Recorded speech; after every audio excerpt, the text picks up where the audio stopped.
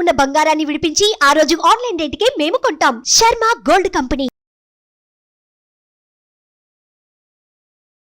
నమస్కారం, సుమన్ టీవీకి స్వాగతం.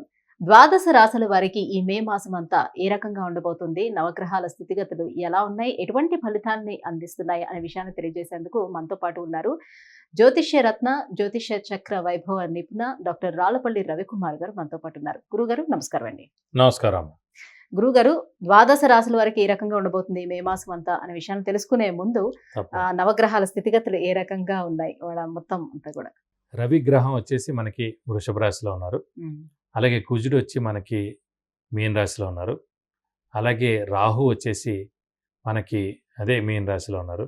అలాగే గురువు వచ్చి మనకి 1 మే నుంచి గురువు మారుతున్నాడు కాబట్టి గురువు మనకి వృషభ రాశిలో ఉన్నారు. అలాగే శని స్వస్థానమైన కుంభరాశిలో ఉన్నారు. అలాగే శుక్రుడు వచ్చేసి మనకి మేషరాశిలో ఉన్నారు. కొన్ని రోజులు మే 15 తారీఖు తర్వాత నుంచి మటుకు వృషభ రాశిలోకి వస్తాడు. అలాగే ఆఖరిగా వచ్చి బుధుడు వచ్చేసి మటుకు మనకి వృషభ రాశిలోకి వస్తాడు. ఇప్పుడు మనకి నర్మదా నది పుష్కరాలు కూడా స్టార్ట్ అండి 1 మే నుంచి. మనం ఎప్పుడైనా సరే ఒక రాశి నుంచి ఇంకో రాశికి గురువు మారినప్పుడు ఎలా చూసుకోవాలంటే, పుష్కరాలు ఎప్పుడైతే ఆరంభం అవుతాయో ఆ రోజు నుంచే మనకి గురువు ఒక రాశి నుంచి ఇంకో రాశిలోకి మారుతున్నట్టు అన్నమాట. బట్ 1 మే నుంచి మటుకు మనకి వృషభ రాశిలోకి గురువు ప్రవేశించాడు. ఈ సంవత్సర కాలం అంతా కూడా మనకి కేవలం ఒక సంవత్సర కాలం ఉంటాడు. సంవత్సర కాలం. అందుకే 12 రాసులు కాబట్టి 12 ఒక్కొక్క సంవత్సరం కలిపితే పుష్కర కాలం అంటారు మనం.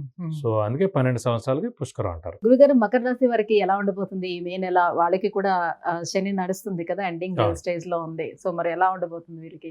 మకర రాశి వారికి నక్షత్రాలు వచ్చేసి ముందుగా ఉత్తరాషాఢ 2, 3, 4 పాదాలు, శ్రవణం 1, 2, 3, 4 పాదాలు, ధనిష్ట 1, 2 పాదాలు. ఈ రాశి వారికి మొన్నటిదాకా ఈ శని ఉధృతి ఎక్కువగా ఉంది. అలాగే గురుబలం లేదు. అంటే 2 సంవత్సరాల నుంచి గురుబలం లేదండి. ఒకటి తృతీయ స్థానంలో గురువు ఉండడం 1 సంవత్సర కాలం, మొన్నటిదాకా 30 ఏప్రిల్ దాకా 4వ స్థానంలో ఉండడం. సో 2 సంవత్సరాల నుంచి గురుబలం లేదు. అలాగే రాహుబలం లేదు, అలాగే కేతు బలం లేదు, అలాగే ఏలినాటి శని. మొత్తం 4 గ్రహాల ఇంపాక్ట్ చాలా ఎక్కువగా ఉండేది. దేవుడి దయ 1 మే నుంచి మనకి గురుబలం పరిపూర్ణంగా ఉంది.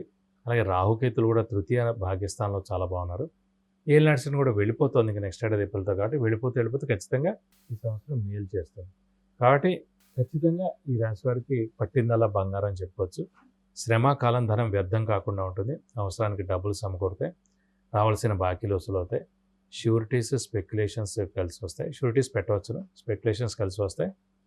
మధ్యవర్తిత్వం వహించవచ్చును. అలాగే వ్యాపారస్తులకు పట్టిందల్లా బంగారం చెప్పుకోవచ్చు. అలాగే అవివాహితుల వివాహం, సంతానం లేని వారి సంతానం, నిరుద్యోగుల ఉద్యోగం, ఉద్యోగస్తులకి ప్రమోషన్స్, అలాగే ఉద్యోగస్తులకి నేమ్ అండ్ ఫేమ్, బాస్ నుంచి మన్నన, ఫారెన్ టూర్ విజిట్స్ ఇవన్నీ కూడా పొందుతారు. అలాగే రాజకీయ నాయకులు ఎవరైతే ఇప్పుడు పోటీ చేస్తున్నారో, ముఖ్యంగా ఎంపీగా కానీ లేదంటే కనుక ఆంధ్రాలో ఎమ్మెల్యే కానీ పోటీ చేస్తున్నారు, వాళ్ళు ఖచ్చితంగా నెగ్గేందుకు అవకాశాలు ఎక్కువగా ఉన్నాయి. ఎందుకంటే పంచమ స్థానంలో గురువు ఉంటాడు కాబట్టి ఖచ్చితంగా నెగ్గుతారు.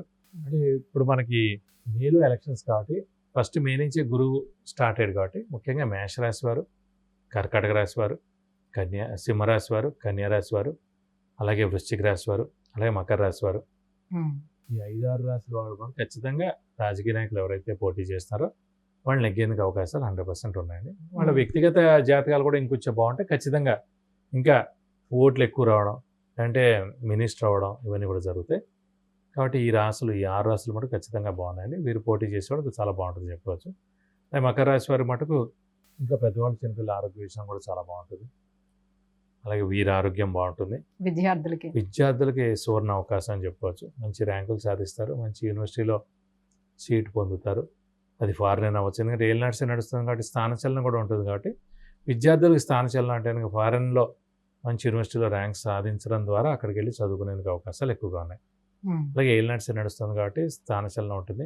ఇల్లు మార్పు కానీ, ఉద్యోగ మార్పు కానీ, లేదంటే వేరే ఊరు ట్రాన్స్ఫర్ అవ్వడం కానీ, లేదంటే వేరే ఊర్లో కొత్త జాబ్ వెతుక్కోవడం కానీ జరిగేందుకు అవకాశం, లేదంటే ఇల్లు మారడం కానీ ఏదైనా సరే మారితే మంచిదండి. ఈ సంవత్సర కాలమే ఉంది కాబట్టి ఇంకేళ్ళినా సరే మారితే మంచిదే, మార్పు మంచిదే అని చెప్పుకోవచ్చు. అలాగే పంచమ స్థానంలో గురువు ఉన్నందుకు ఖచ్చితంగా పంచమ స్థానం సంతాన స్థానం అండి. సో సంతాన కారకుడైన గురువు సంతాన స్థానంలో ఉన్నాడు కాబట్టి సంతానం లేని వారికి ఖచ్చితంగా ఈ సంవత్సరం సంతానం కలుగుతుంది.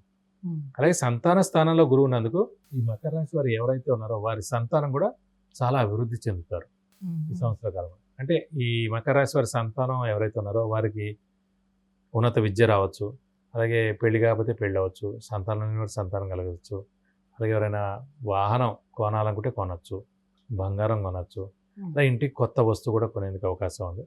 సో ఇలా చెప్పేవన్నీ కూడా అన్ని శుభాలు కూడా జరిగేందుకు అవకాశాలు 100% ఉన్నాయి. ఇంకా వివాహ ప్రయత్నాలు ఏమైనా ఫలిస్తాయి? వివాహ ప్రయత్నాలు ఖచ్చితంగా చేసుకోవాలి. ఎందుకంటే 2 ఏళ్ల నుంచి గురుబలం లేకపోవడం వల్ల కుదిరినవి క్యాన్సిల్ అయిపోయి, ఫైనల్ అయ్యేది మాటల దాకా వచ్చినవి క్యాన్సిల్ అయిపోయి, అలాగే సంబంధాలే రాలేదు, ఎందుకో ఆలస్యం అయిపోయి డిలే అయిపోయి వీళ్ళే వద్దనుకుని ఎవరైతే మకర రాశి వారు ఉన్నారో వాళ్ళే వివాహం ఎంత కావట్లేదు చెప్పి కొన్ని రోజులు ఆగుదని చెప్పి ఆగిపోయిన వాళ్ళు కూడా ఉన్నారు. ఇలా చాలా జరుగుతూ వచ్చాయి మనం. కాబట్టి ఇప్పుడు మటుకు సరైన సమయం వచ్చింది కాబట్టి ఇప్పుడు మటుకు వదిలిపెట్టకండి. ఎందుకంటే మళ్ళీ మే, జూన్, జూలై 3 నెలలు కూడా మూఢం ఉంది కాబట్టి ఇప్పటి నుంచి మీరు స్పీడ్గా మొదలు పెడితే ఆగస్టు నుంచి ముహూర్తాలు ఉన్నాయి కాబట్టి ఖచ్చితంగా డిసెంబర్ లోపల వివాహానికి అవకాశాలు ఎక్కువగా ఉన్నాయి. మరి గురుబలం బాగానే ఉందంటున్నారు కాబట్టి వ్యాపారస్తులకి ఏ రకంగా ఉంటుంది? వ్యాపారస్తులు మటు పట్టిందల్లా బంగారం అండి. వాళ్ళు కొత్త వ్యాపారం స్టార్ట్ చేయొచ్చు, లేదంటే ఎక్స్పాన్షన్కి వెళ్ళచ్చు, అప్పులు కూడా ఎక్కువగా ఇవ్వచ్చు, క్రెడిట్స్ ఇవ్వచ్చు. సో ఖచ్చితంగా వారికి బాగా కలిసి వస్తుంది.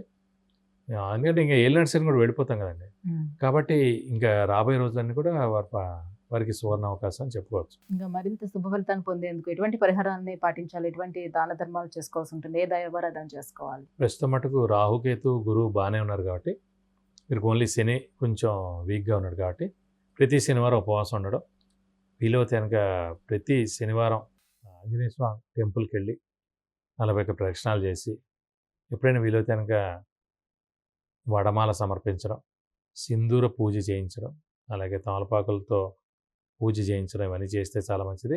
కానీ రక్తదానం మటుకు చేస్తే మంచిదండి వీలైతే ఒక శనివారం రోజున. ఎందుకంటే మనం సాధారణంగా ఏలినాటి శనిలో అనారోగ్య అవకాశాలు ఉన్నాయి. చిన్న చిన్న దెబ్బలు తగలడం, యాక్సిడెంట్ అవ్వడం జరుగుతుంటాయి.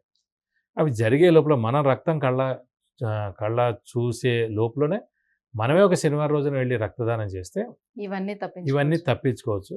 వారికి ఎవరికో బాగా ఎమర్జెన్సీ ఉంటుంది, వారికి మన ఈ బ్లడ్ ఎక్కించడం ద్వారా వారు బయటపడతారు, అవుట్ ఆఫ్ డేంజర్ అని అంటారండి డాక్టర్స్. సో అతను, భార్య, పిల్లలు, వాళ్ళ తల్లిదండ్రులు, వీళ్ళ తల్లిదండ్రులు అందరూ కూడా మా వాడు బయటకు వచ్చాడు, చాలా థ్యాంక్స్ దేవుడా అని అన్నారు అనుకోండి, అది మనకే డైరెక్ట్గా వస్తుంది. ఎందుకంటే మనం రక్తం ఇచ్చి కాపాడాం కాబట్టి. సో మనకి ఏ అనారోగ్యం రాదు, మనకి ఏ యాక్సిడెంట్ అవ్వదు, మనకి ఏం సర్జరీలు అవ్వో, మనం బయటపడిపోవచ్చు. ఒక చిన్న రక్తదానం చేయడం ద్వారా ఒక శనివారం రోజున మనకి ఏ అనారోగ్యాలు రాకుండా మనకి ఆరోగ్యం కూడా బాగుండడానికి అవకాశాలు ఎక్కువగా ఉన్నాయి. గురుగారు, మకర రాశి వారికి ఈ మే నెలంతా ఈ రకంగా ఉండబోతుంది, ఎటువంటి పరిహారాన్ని పాటించాలనే విషయాన్ని తెలియజేసినందుకు ధన్యవాదాలు. నమస్కారం. విద్య, ఉద్యోగం, వాహనం, వ్యాపారం, వివాహం, ఆరోగ్యం, ఆర్థికం, గృహం వీటన్నిటికీ సంబంధించిన విషయాలను తెలుసుకోవాలంటే కింద స్క్రోల్ అవుతున్న నెంబర్కి వాట్సాప్ మెసేజ్ చేసి గురువు గారి అపాయింట్మెంట్ ను పొందవచ్చు. సుమన్ టీవీలో మీ పర్సనల్ అండ్ బిజినెస్ ప్రమోషన్స్ కోసం కింది నెంబర్కి కాంటాక్ట్ చేయండి. సుమన్ టీవీలో మీ పర్సనల్ అండ్ బిజినెస్ ప్రమోషన్స్ కోసం కింది నెంబర్కి కాంటాక్ట్ చేయండి.